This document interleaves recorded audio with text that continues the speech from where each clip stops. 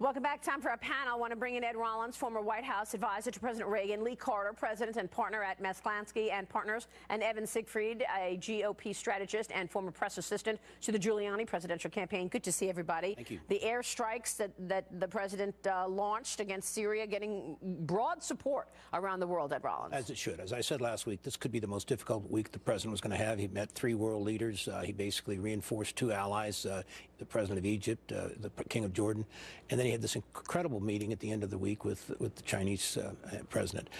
Equally as important, by firing off, making the decisions, he proved he's a decision maker, and that's the most important thing a president has to do is make decisions. He made a tough decision, made it right on time, and then he sent a good message to his own staff. Straighten up, let's get moving forward here, and then you, of course, had the Gorsuch nominations. I think it was an A+ week. I think the best week he's had of his presidency. I was just going to say, this might be the best week he's had of his presidency so far. And I said, most difficult week to start off with, he ended up an A+.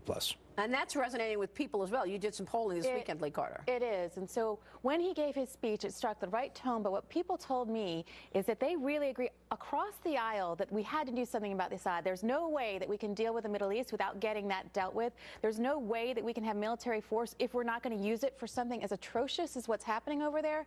And so people said, you know what, I like that he was decisive, that he took action, that he spoke to the American people as soon as it happened.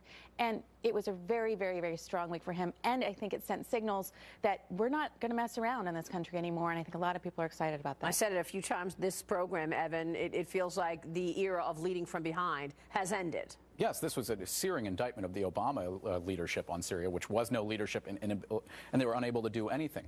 But I think the president has made a very good start, but he needs to go out and outline what his long-term strategy is with Syria. It's clear there is not going to be a political or diplomatic resolution to getting Assad out of there.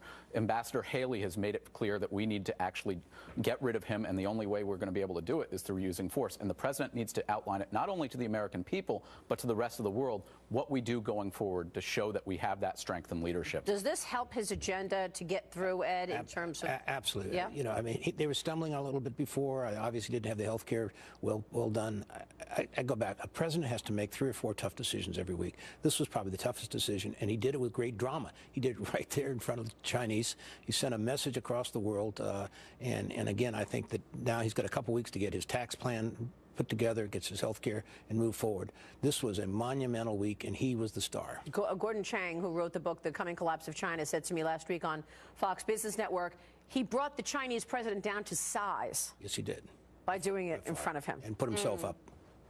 Yeah. That's a fascinating way of putting it, actually. Yeah. I think that the whole notion that Donald Trump was able to act so decisively, be so strong, is really going to change the game right now. All right, we will leave it there. Great panel as always. Thank you so much, everybody.